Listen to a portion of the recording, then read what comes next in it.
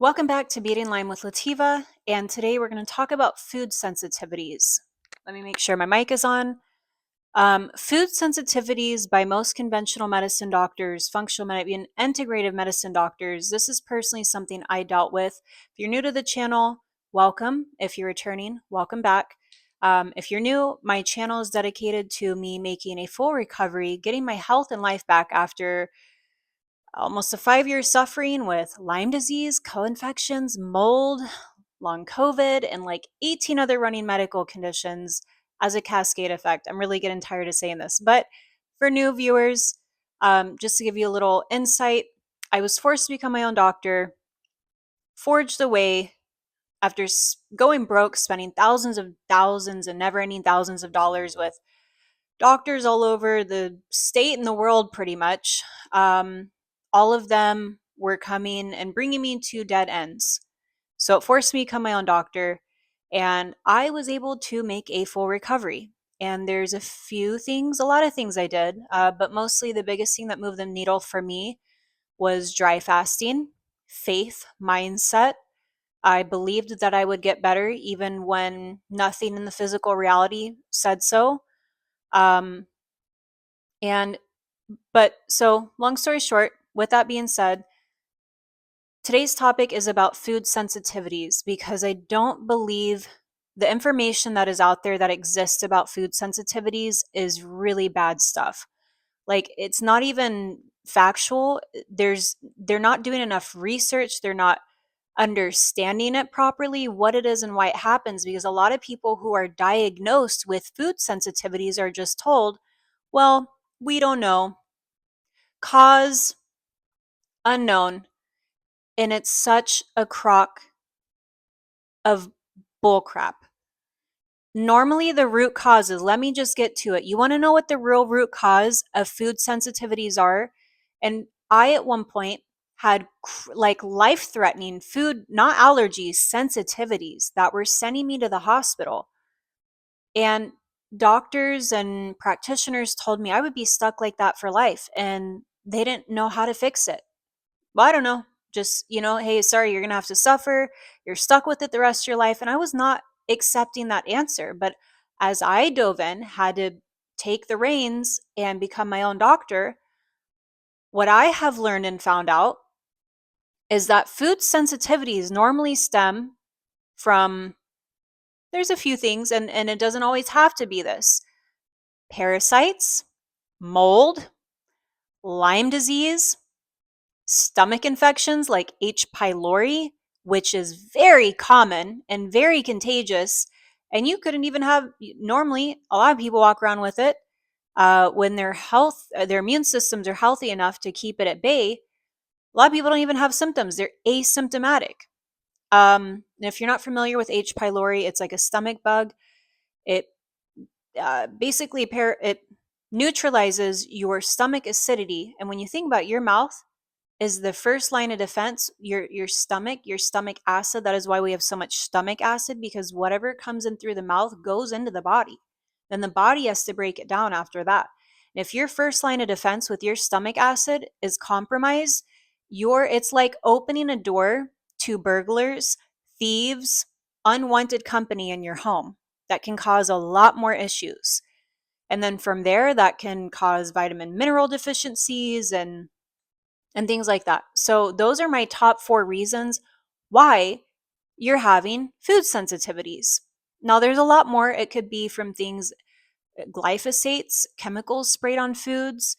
Um, if it's just some people are more sensitive to dairy, this doesn't apply to everyone. But um, normally, when you're having serious food sensitivities, the first thing I'm going to go to is Lyme. Sorry, excuse me. What I meant to say was parasites and mold.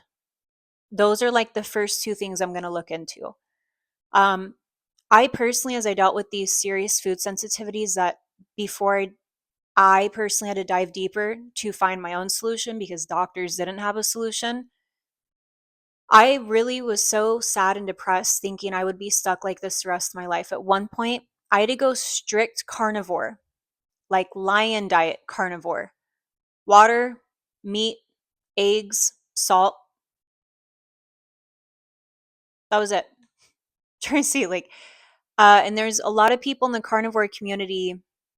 Well, and let me tell you why I had to go carnivore. It did work until it didn't. And let me tell you, I did not love it. It was just the only thing that my body wasn't seriously reacting to. And I'd also become carbohydrate intolerant at one point, which from all these infections depletes vitamins and minerals and nutrients even quicker. And actually, the thing that was happening then there was a vitamin B1 deficiency, along with many other deficiencies. And actually, vitamin B1 deficiencies do not get talked about enough. It's almost a saving grace right up there next with Lyme, mold, etc. And I was lucky and blessed enough to be able to find this out very early on in my journey as becoming my own doctor. I found a gentleman online, YouTube, big fan. Shout out to Elliot Overton. He's an English gentleman, sorry, a distinguished gentleman. And I believe he's over in England. I found his channel on YouTube, and this was a few years back. And since then, he has formulated his own, he's like a modern day vitamin B1 pioneer. And I am a huge fan of his work. And because of him, when I found his work and started ordering his vitamin B1, because you cannot just grab any old regular, degular vitamin B1 off the shelf, they are not formulated all the same. Most vitamin B1s you get at your basic stores ain't gonna help you. They ain't gonna do nothing. That's not what I'm talking about. Therapeutic high dosing of vitamin B1 cleared up so much of my gut, not paralysis, paresis. It cleared up so much, like so much I had going on in my body. Um, Neurological stuff I had going on. My bowel movements were like getting normalized. It was helping my heart. My stomach. Sorry, there was something else I was going to say. Anyways, so getting back on topic here. So just point of the story, I'm not going to make this a super long video. Gut issues, food sensitivity. Why can I not talk? Food sensitivities are normally an underlying cause that can absolutely be fixed and corrected. So if you have just been diagnosed with food sensitivities or you've been dealing with them ongoing, there is not just hope, but there is healing. But most conventional medicine doctors, integrative functional medicine doctors, they all practice their craft very differently, and they might not be as evolved or advanced in their practice with this type of information I'm going to share with you to hopefully help you bypass and expedite years of suffering so you can get back to a level of normalcy. The first thing I'd highly recommend is a parasite cleanse.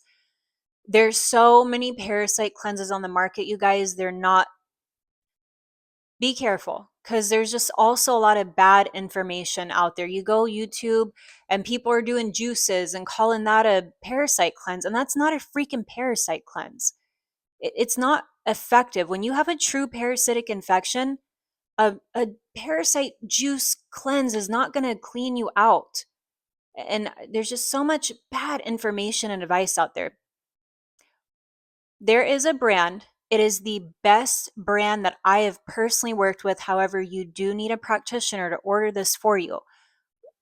Whether it's a functional medicine, integrative doctor, or you have health and wellness clinics near you that are a little more natural or holistic, who would be able to order it for you. It's called Cellcore. Cellcore is one of the best brands I've ever worked with. The second best option, and you can look them up online, it's Cellcore. I am not sponsored, I'm not associated, not affiliated. The second brand, if you can't get a hold of Cellcore, there is an OG in the game from like the 80s. People thought she was crazy until they found out she was a genius, which normally happens like that. She was a Canadian woman by the name of Hulda Clark. She actually has a zapper frequency machine, which I have. Helps kills parasites, viruses, bacteria, pathogens, and I'm a big fan of that one. and she has a really, really affordable parasite cleanse. Now, parasite cleanses, if you really have an infection, I first off, any and every human being, we've gotten so out of touch with our roots, should be doing a parasite cleanse every 3 to 6 months. You, your kids, and your animals. They in America, they've painted this picture like parasites are woo woo in a third world country problem, and that is just absolutely incorrect. It's ridiculous. And a lot of what these diseases are parasitic infections, food sensitivities, IBS, Crohn's disease. Um, so those are some things I'd recommend. The next thing is mold. Mold can really, really affect not just all the bodies and organs and cause super life-threatening, serious, bizarre full body symptoms, and it can affect everyone very differently, but really the gut, it can really impact the gut. The best thing I would recommend for this, and overall, because once these infections take place, they're breaking and damaging your cells, your mitochondria. The best way to clean up the cells, and the most, you want to know, with detoxing, even mold, everyone out here is going to try to sell you a million things, a million detox protocols. Take this protocol, that one. You don't need the most powerful, potent protocol of detoxing you could ever do for yourself at an intercellular level, full body, is called fasting. Again, we've gotten so far out of our roots. Prolonged water fasting and prolonged dry fasting, not juice fasting, not drinking fast with teas and coffees and electrolytes and supplements. That is terrible advice. That's not a true therapeutic cleanse. You really want to go into autophagy, the way God designed the body to clean itself up at an intercellular level. The most powerful detox on the planet is through fasting. Prolonged periods. I'm not talking intermittent fasting. Like, that's going to help. And then you also don't throw yourself into a fast. You got to work up to. If you guys want to know more about that, please go back over to my channel, to my playlist. I go a lot more in depth about fasting, a little bit more how to do it safely, things like that. We're not going to get into it in this video. Fasting is the most powerful detox, the way God designed the body to detox.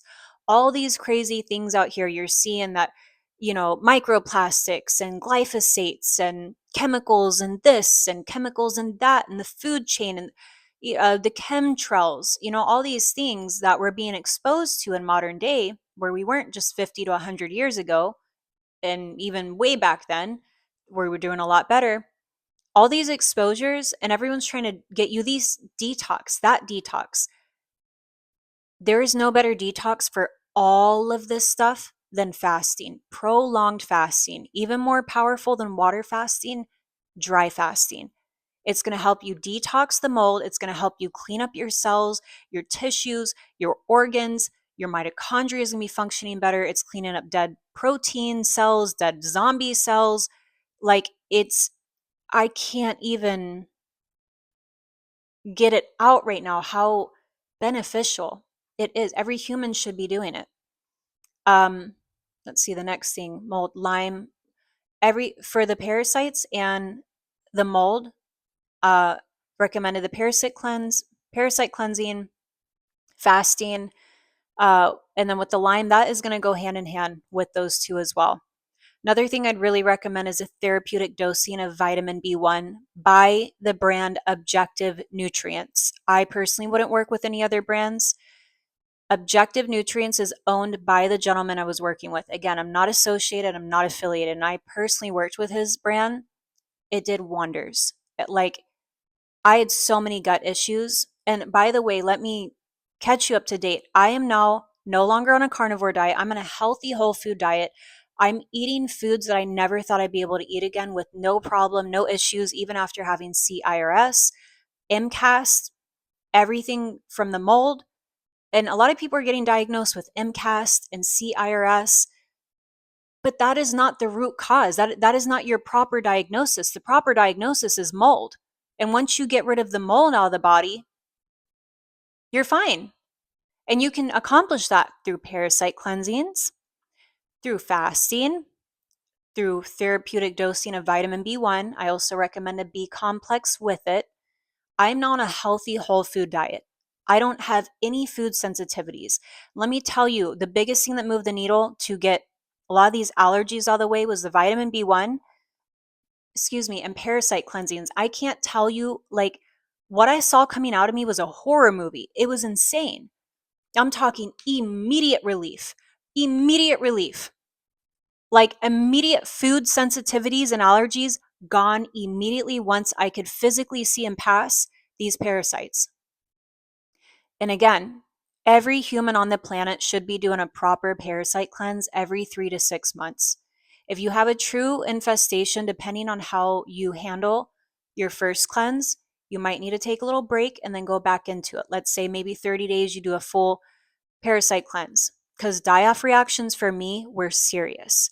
I thought I was dying, like to the point I had been rushed to the hospital emergency room a few times. But it's the Herx reaction, the die-off reaction from these things dying inside of you. And immediately when they'd pass, so many of my symptoms gone. Even I wasn't diabetic. I was having hypoglycemic, like serious episodes. They thought it was my pancreas. They kept running tests for diabetes. Nowhere to be found. A1C was great. My GFR for my kidneys was great. My insulin looked fine. They couldn't figure out why I was having serious life-threatening hypoglycemic episodes. Guess what? Soon as I passed my first big parasite cleanse, blood sugar regulated like normal. So I'm also wondering how many other people out there being diagnosed, being told they're diabetic when they're not, being told it's their pancreas when it's not, that it's their insulin when it's not. It's parasites. Isn't that interesting? As soon as I passed the parasites, my blood sugars leveled out. All the hypoglycemic episodes, gone. I did my first round of proper ivermectin by a compound pharmacy from an actual integrative medicine doctor. Do not go get ivermectin off the dark web. You don't know what you're getting. Please go find you. I researched. I was in Las Vegas, Nevada at the time. There's a will, there's a way. I was able to go to Reno, Nevada to go see an integrated medicine doctor. I searched which doctors can get me ivermectin properly prescribed, and I found it. And I went all the way to Reno, Nevada to work with that doctor. He was all for it, got me my ivermectin. That was my first round of parasite cleanse. My next round was with Cellcore. And let me tell you, ivermectin had nothing on Cellcore. Nothing. So it should tell you something. Like Cellcore is like in a class and league of its own for parasite cleanses. Another thing I'd highly recommend, you don't want to overdo it with saunas, but I would do weekly saunas. Go at your own pace. Listen to your body with binders. Activated charcoal from coconut shells. You could do bentonite clay. Make sure it's pure and organic. You could do psyllium husk. You can do zeolite. You can do, there is something that I would personally get, and it's called, I always mess it up, it's called intestinal gel. It's a binder, and this is even more powerful for binding toxins in the gut. I wish I was better editing my videos, guys. I would put a picture right here for you, but we'll get there. We're working our way up. I would order them on Amazon, and they are these two. It's called intestinal gel. Oh, I wish I would have had it prepared. I would have shown you. I have some downstairs. But basically, these are binders, and I'd recommend doing a weekly sauna to help sweat out some of this stuff. If you can handle a little fast, do that with water fasting. Binders spread out throughout the day, and fasting. That is going to help so much. So I'm going to keep this pretty short, sweet, and simple. If you have food sensitivities, you are not stuck. If you have food sensitivities, do not allow or accept these doctors to tell you that they don't know what to tell you. They don't know how to help you. oh, your IBS, your Crohn's, your food sensitivities are more than likely being caused by one, the other, or all the above. And it is absolutely treatable, and you can do it very naturally, and you can reverse all of it and get your health back even better than before. So I hope that this video finds the people it's meant to. I hope that this helps. I hope I made this clear enough. And yeah, like, comment, share, subscribe. And if you know anyone, maybe not you personally, but who's dealing with this, please send it to a family, loved one, or friend that needs to see this. Thanks, guys. Peace out.